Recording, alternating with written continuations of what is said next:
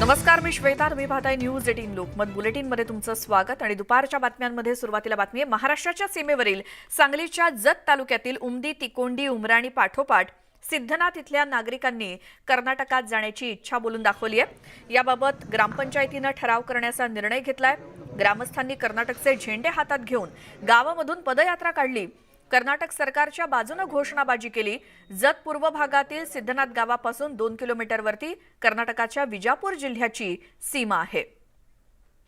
सिद्धनाथ, उमदी, तिकोंडी आणि उमराणी या गावामधील ग्रामस्थांनी हे आंदोलन केलं, पदयात्रा काढली गावातून आणि कर्नाटक सरकारच्या बाजूने घोषणाबाजी केली.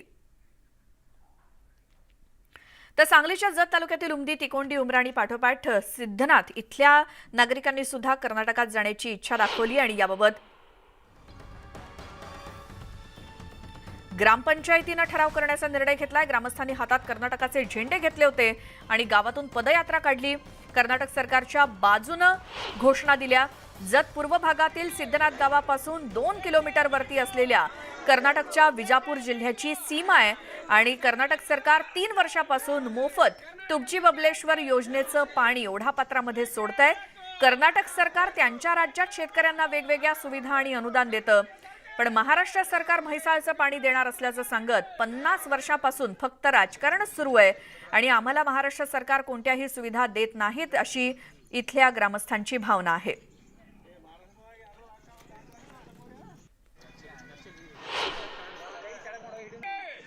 कर्नाटकात शेतकऱ्यांसाठी असू द्या मोफत लाईट आहे. कर्नाटकात मोफत लाईट आहे. महाराष्ट्रात काय नाही, बिल भरलं नाही तर लाईट कट करते ती. शेतकऱ्यांसाठी कर्ज भरपूर देते ती, सूट पण मिळते. महाराष्ट्रात कर्ज मागायला गेलं तर कर्ज मिळत नाही.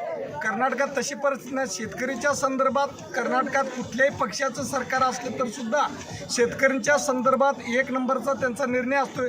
आमच्या महाराष्ट्रामध्ये फक्त शेतकऱ्याचा वापर करून घेते ती राजकीयासाठी, पण शेतकऱ्यांचा विकास करण्यासाठी कुणीही त्याच्यावर विचार करत नाही. आता कर्नाटक महाराष्ट्र सीमा भागामध्ये सध्या तणावाची परिस्थिती आहे. दोन्ही भागात कर्नाटक आणि महाराष्ट्र पासिंगच्या वाहनांना टार्गेट केलं जात आहे. मात्र आज कर्नाटक सीमेवरती वेगळं वातावरण दिसलं. चक्क पोलिसांनीच महाराष्ट्र पासिंगच्या वाहन चालकांना आणि प्रवाशांना गुलाबाचं फूल देऊन त्यांचं सीमेवरती स्वागत केलं. अशाच पद्धतीनं सौहार्दाचं वातावरण सीमेवरती राहण्याची अपेक्षा या निमित्तानं पोलिसांच्याकडून व्यक्त केली जाते. याचा आढावा घेतला आमचे प्रतिनिधी ज्ञानेश्वर साळोखे यांनी. सीमा भागामध्ये काही दिवसापूर्वी तणावाची स्थिती होती, मात्र आजचं चित्र काही वेगळं दिसलं होतं. त्याबद्दल आपण ही दृश्य बघतोय त्याची.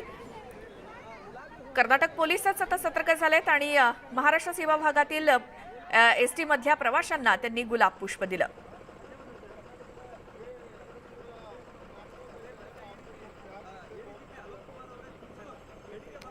महाराष्ट्र आणि सीमा भागामध्ये सध्या तणावाची परिस्थिती असताना वाहनांना महाराष्ट्राच्या टार्गेट प्रामुख्याने केलं जात होतं कर्नाटकात. मात्र या ठिकाणी पाहायला गेलं तर एडीजीपी स्वतः महाराष्ट्र पासिंगच्या वाहनांच्या चालकांना या ठिकाणी गुलाब पुष्प देत आहेत. नागरिकांना या ठिकाणी प्रवाशांना गुलाब पुष्प देत आहेत. खरं तर दोन्ही भागामध्ये सौहार्दाचं वातावरण राहावं अशा पद्धतीची अपेक्षा आहे ती दोन्ही बाजूंनी व्यक्त केली जात होती. मात्र तणावाची परिस्थिती नेहमीच पाहायला मिळते आणि कर्नाटकचे पोलीस या ठिकाणी आहे ते पुष्पगुच्छ देऊन या ठिकाणी आपल्याला पाहायला मिळतात की दोन्ही भागातल्या लोकांचं स्वागत या ठिकाणी करताना पाहायला मिळते. कर्नाटक पोलिसांनी या ठिकाणी हे गुलाब पुष्प देऊन दोन्ही भागामध्ये सौहार्दाचं वातावरण राहावं अशा पद्धतीची अपेक्षा व्यक्त केलेली आहे. खरं तर आपल्याला माहिती आहे की या ठिकाणी पाहायला गेलं तर नेहमीच कर्नाटकमध्ये महाराष्ट्र पासिंगच्या वाहनांना टार्गेट केलं जात होतं किंवा महाराष्ट्रामध्ये कर्नाटक पासिंगच्या वाहनांना टार्गेट केलं जात होतं आणि त्यामुळे अधिकच तणाव आहे तो वाढवला जात होता. मात्र या ठिकाणी गुलाब पुष्प देऊन या ठिकाणी हा वेगळा पायंडा आहे ते पोलीस अधिकारी या ठिकाणी पाडताना पाहायला मिळतात आणि या माध्यमातून दोन्ही भागामध्ये सौहार्दाचं वातावरण व्हावं अशा पद्धतीची अपेक्षा पोलीस अधिकारी तरी व्यक्त करताना दिसून येत आहेत. Video journalist Sandeep Patil, Dnyaneshwar Salunkhe, news 18 Lokmat, Karnataka, Kognoli. आता सीमा प्रश्नावरती उद्या सर्वोच्च न्यायालयामध्ये सुनावणी होणार आहे. तत्पूर्वी सीमा भागामध्ये कायदा आणि सुव्यवस्थेची स्थिती अबाधित राहावी यासाठी महाराष्ट्र आणि कर्नाटक पोलिसांची उच्चस्तरीय बैठक निपाणी या ठिकाणी पार पडली आणि या बैठकीच्या माध्यमातून दोन्ही भागात कडक सुरक्षा व्यवस्था तैनात करण्यासोबतच कायदा आणि सुव्यवस्थेची स्थिती देखील निर्माण झाली आहे. तर करण्यात येणाऱ्या उपाययोजनांबाबत म्हणजे कायदा सुव्यवस्थेची स्थिती निर्माण करण्यासाठी उपाययोजनांबाबत सविस्तर चर्चा झाली। यानंतर कर्नाटकचे एडीजीपी आलोक कुमार यांनी महाराष्ट्र कर्नाटक सीमेवरती भेट देत सुरक्षा व्यवस्थेचा आढावा घेतला आणि त्यांच्याशी संवाद साधले आमचे प्रतिनिधी ज्ञानेश्वर साळोखे यांनी। क्या कहेंगे, बॉर्डर पुलिस की आज मीटिंग भी हो गई, क्या क्या तैयारियां चल रही है कल की सुनाने? कल के संबंध में है कि हर जगह चेक पोस्ट है, हमारे लोग तैनात हैं मुस्तैदी से, और बस हम यही देखना चाहेंगे कि जो जान माल की क्षति या किसी जो है वो सरकारी या जो किसी भी नागरिक की उनके सामान की क्षति ना हो, इसके लिए जो कार्रवाई करनी है वो हम करें। आप अभी सीमा रेखा पे है, क्या तैयारियां है, कैसे पुलिस की तैनाती यहाँ पे? यहाँ हमारे कर्नाटक पुलिस तरफ से हर तरह से तैयारी है और हम आशा करते हैं कि महाराष्ट्र पुलिस तरफ से भी वैसी तैयारी रहेगी। कोई भी रहे, ये होना हमें इस बात का ध्यान रखना चाहिए कि जो सामान्य जनता है उनको जो किसी तरह की कठिनाई का सामना ना करना पड़े, इस बात को हमको सुनिश्चित करना हमारा कर्तव्य है। और एक पुलिस अधिकारी होने के नाते हम ये इसका भेदभाव नहीं करना चाहते कि महाराष्ट्र से है या कर्नाटक से है, जो भी है हम भारतीय हैं और भारतीय क्रम को हम ठीक करेंगे। पब्लिक ट्रांसपोर्ट शुरू रहेगा, गवर्नमेंट बसेस शुरू रहेगी सर? यहाँ अभी सारा जो है वो यथास्थिती बनेगी।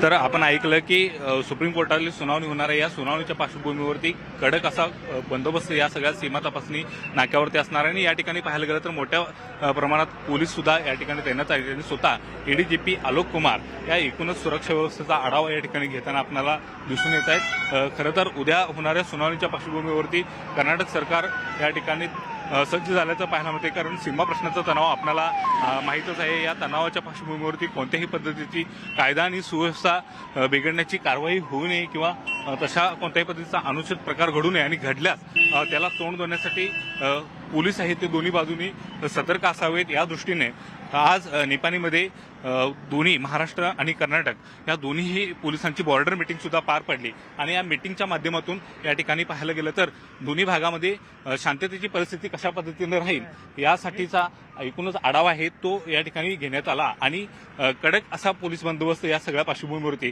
तैनात असल्याचं डीजीपी आलोक कुमार यांनी सांगितले। Video journalist Sandeep Patil, Dnyaneshwar Salokhe, news 18 Lokmat, Kognoli, Karnataka.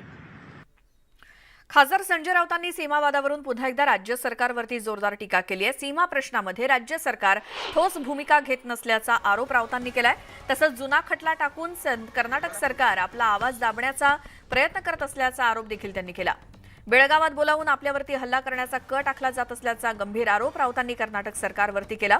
तर काश्मीर फाईल्स चित्रपटाद्वारे फक्त पैसे कमावले गेले, पण त्यामुळे काश्मीरी पंडितांचं भलं झालं का, असाही सवाल त्यांनी विचारला।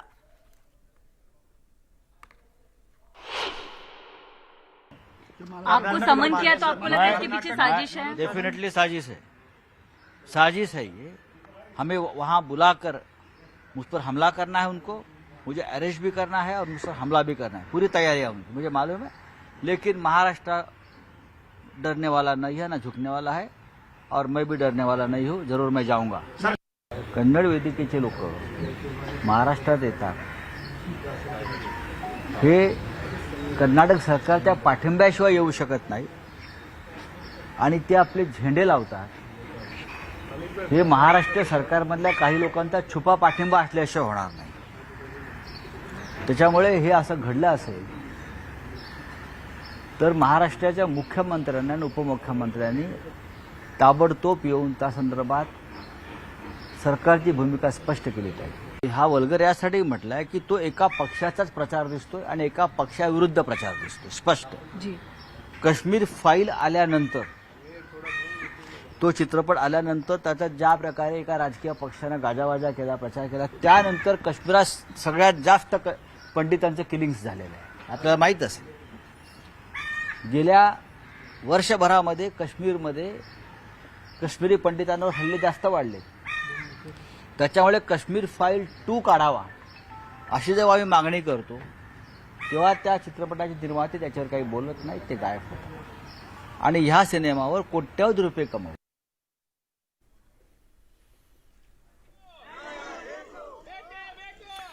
या संदर्भात मंत्री उदय सामंत यांच्याशी देखील संवाद साधले आमच्या प्रतिनिधीनं, तेही ऐकूयात। खरं तर सीमावाद सुद्धा अतिशय गंभीर होत चाललेला आहे आणि विरोधकांकडनं, संजय राऊतांकडनं वारंवार सरकारवरती निशाणा साधला जातोय। कुठेतरी हा सीमावाद अधिक क्लिष्ट होण्याची चिन्ह येत्या काळात दिसत आहेत। सीमावादावर राजकारण करणं म्हणजे महाराष्ट्राच्या जनतेची गद्दारी करणं असं आहे. सीमावाद हा महाराष्ट्रातल्या प्रत्येक जनतेचा अस्मितेचा प्रश्न आहे. सीमावादामध्ये अडकलेले जे मराठी बांधव आहेत त्यांना महाराष्ट्रामध्ये आणण्यासाठी सरकारनं पुढाकार घेतला आहे. चंद्रकांत दादा पाटील आणि शंभूराज देसाई यांची समिती नेमण्यात आलेली आहे आणि काल जे तिथे जे काही प्रकार घडले आपल्या लोकांना डिवचण्यासाठी ते तिथल्या सरकारनं त्याच्यावर बंधनं घातली पाहिजेत ही आमची त्यांना विनंती आहे.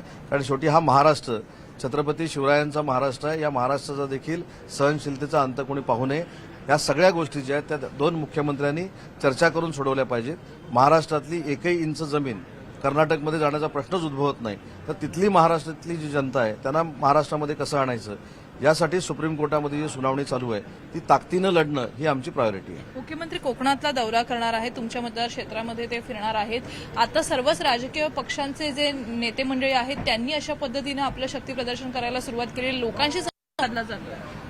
बाकीच्या लोकांचं शक्ती प्रदर्शन असं काही मी म्हणत नाही. तो महाविकास आघाडीचा मेळावा असतो आणि आमचा जो मेळावा असतो तो फक्त बाळासाहेब शिवसेनेचा मेळावा असतो आणि माझ्या मतदारसंघातल्या 500 कोटी रुपयाच्या कामांची भूमिपूजन आणि उद्घाटनासाठी मुख्यमंत्री महोदय हे रत्नागिरीला येणार आहेत. प्रवीणसह सुस्मिता भदाणे पाटील, न्यूज 18 लोकमत, मुंबई. आता सीमावादावरती सामंजस्यानं तोडगा काढला जाईल अशी प्रतिक्रिया उद्योगमंत्री उदय सामंत यांनी दिली. त्यासोबत आता राज्यातल्या उद्योग गुंतवणुकीबाबत एक मोठी बातमी समोर येते ती म्हणजे राज्यामध्ये 10,500 कोटींचा सिनार्मस पल्प प्रकल्प येतोय. राज्यामध्ये मोठ्या प्रमाणात त्यामुळे रोजगार निर्मिती होणार आहे. सिनार्मस पल्प प्रकल्पाला सरकारकडून जागा मिळतेय. सरकारकडून कंपनीला जागा वाटपाचं देकार पत्रच देखील करण्यात आलेलं आहे. मुख्यमंत्री आणि उपमुख्यमंत्री त्याचसोबत उद्योग मंत्र्यांची सुद्धा यावेळी उपस्थिती होती.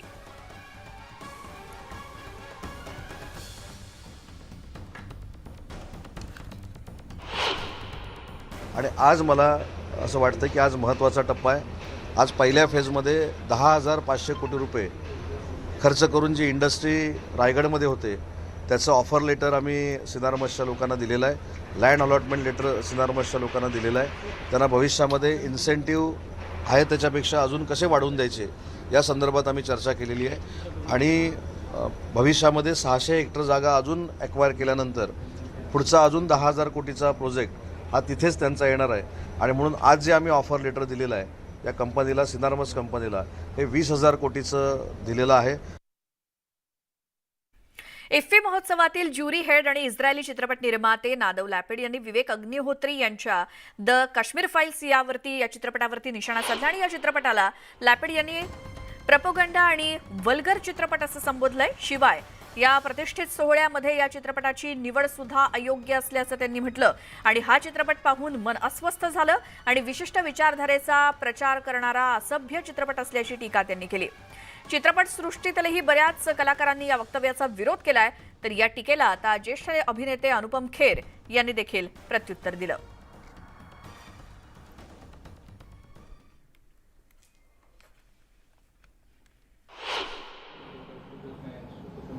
The references which are being drawn between the two things, that somebody who has suffered, a community or country who suffered from such, like, how can they make it? You see, from the moment Kashmir file जब से release हुई है, since then there is a section of people who oppose anything which is the reality of India.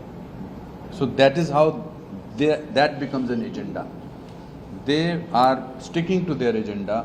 From the moment the Kashmir files has released, they have continuously said this is this kind of a film, this is that. They have not accepted the tragedy of people. They have not accepted the exodus of people, because for them they are looking through blinkers, and that is a blinker that they have put in the front of their eyes or on the sides of their eyes, which has complete, I want to use the word nonsense and nothing else. Sir, request अगर आप हिंदी में ही statement करें national media. नहीं, मैं इसलिए बोल रहा था इनके लिए अंग्रेजी में, ताकि मेरे हिसाब से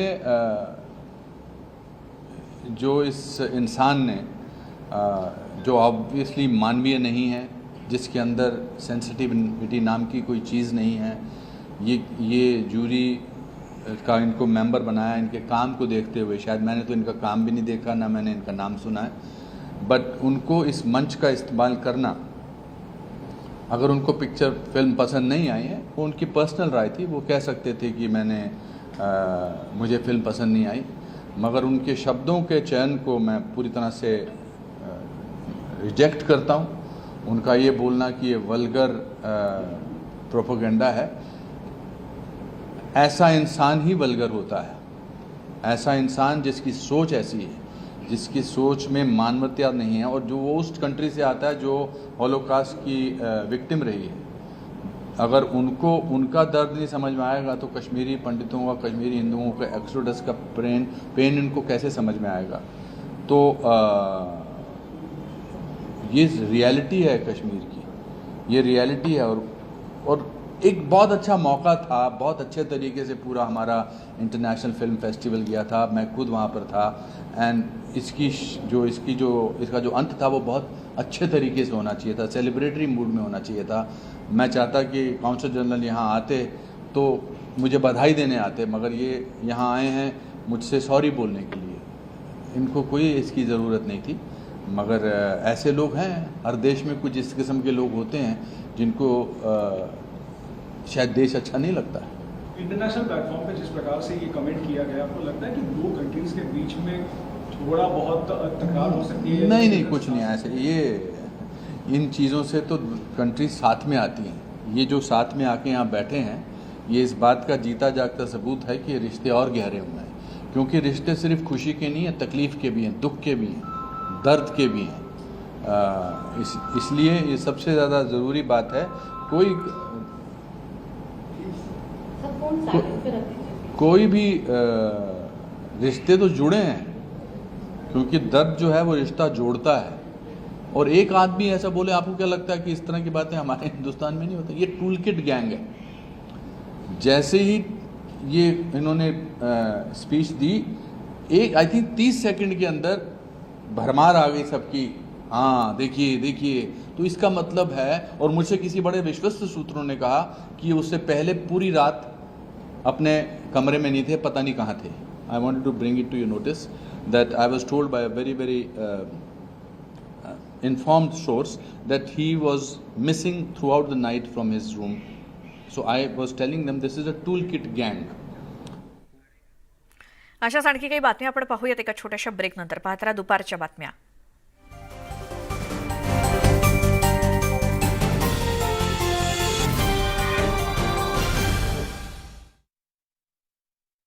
आठ वर्षीय बहिणीची हत्या केली आहे. ईश्वरी भोसले असं त्या मृत मुलीचं नाव आहे. दरम्यान मुलीच्या आईच्या तक्रारीवरून आरोपी मुलीला पोलिसांनी ताब्यात घेतलंय.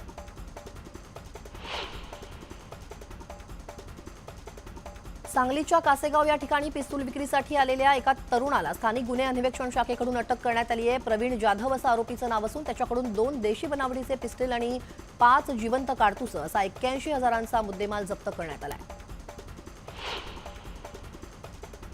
नाशिक शहरातील मुलींच्या आधार आश्रमातील प्रकरणासंदर्भात राज्यभरातून निषेध व्यक्त करण्यात येतोय. अशातच आता केंद्र स्तरावर देखील या प्रकरणाची दखल घेण्यात आली असून सखोल चौकशी करण्यासाठी समिती नेमून 7 दिवसात अहवाल सादर करण्याचे निर्देश देण्यात आले.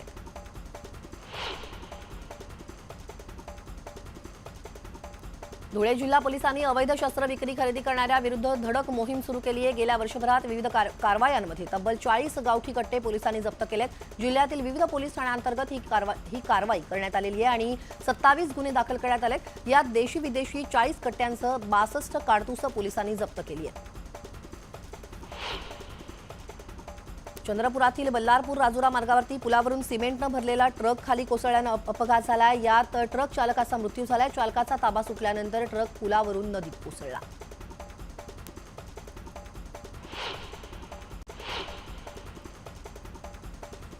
पुण्यातील आंदोलनकर्त्या रिक्षा चालकांवरती गुन्हा दाखल झालाय. बाईक टॅक्सीच्या विरोधात सोमवारी बघतोय रिक्षावाला संघटनेनं आंदोलन केलं होतं. त्यामुळे 2,500 रिक्षा चालकांवरती गुन्हा दाखल झालाय. दांडी बहादर आरोग्य कर्मचाऱ्यांना दणका दिलाय. आरोग्य विभागातील कर्मचाऱ्यांना बायोमेट्रिक बघूनच वेतन दिलं जाणार आहे. राज्याचे आरोग्य आयुक्त तुकाराम मुंढेंनी तसे आदेश दिले. गोवर रुग्णांची वाढती संख्या लक्षात घेऊन धुळे पालिका आता ऍक्शन मोडमध्ये आली आहे. पालिका सर्वेक्षण करून तात्काळ लसीकरण मोहीम राबवणार आहे. शहरात नव्यानं 11 गोवर संशयित रुग्ण आढळून आले.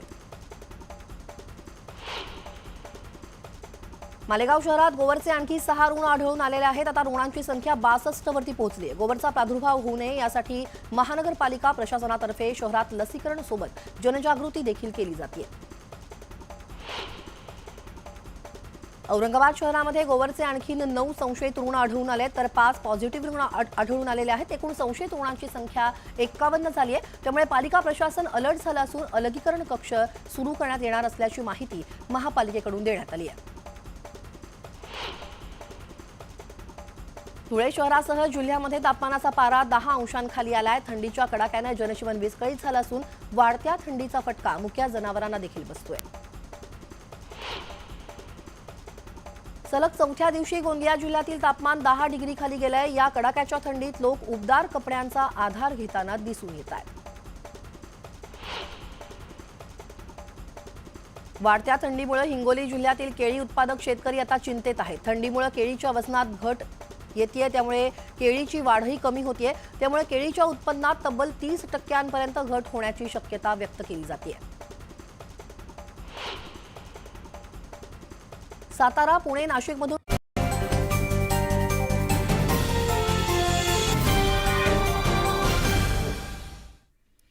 ब्रेकनंतर दुपारच्या बातम्यांमध्ये तुमचं स्वागत. आणि पुढची बातमी आहे, एका ओव्हरमध्ये 7 सिक्स लगावत 43 धावा करण्याचा विश्वविक्रम ऋतुराज गायकवाडनं केलाय. ऋतुराजनं केलेल्या या विश्वविक्रमामुळे पिंपरी चिंचवड शहरामध्ये तसंच ऋतुराजच्या घरामध्ये मोठं उत्साहाचं वातावरण आहे. ऋतुराजनं काल केलेल्या विश्वविक्रमामुळे त्याची गुणवत्ता पुन्हा एकदा त्यानं सिद्ध केली आणि लवकरच त्याला भारतीय क्रिकेट संघामध्ये कायमस्वरूपी खेळण्याची संधी मिळेल अशी भावना ऋतुराजच्या वडिलांनी व्यक्त केली आहे.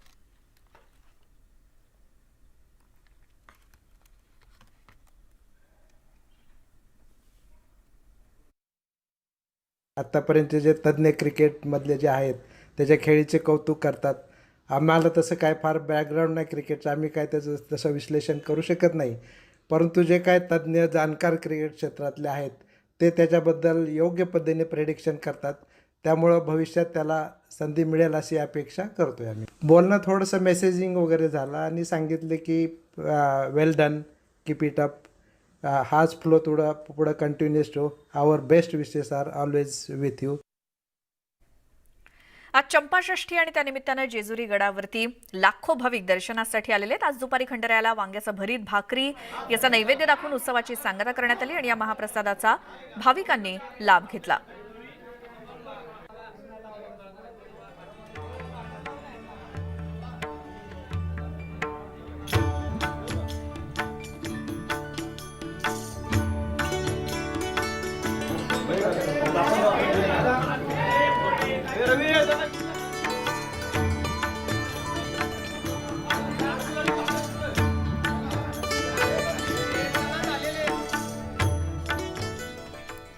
आणि यासोबतच वेळ झाली दुपारच्या बातम्यांमध्ये आता इथेच थांबण्याची. नमस्कार.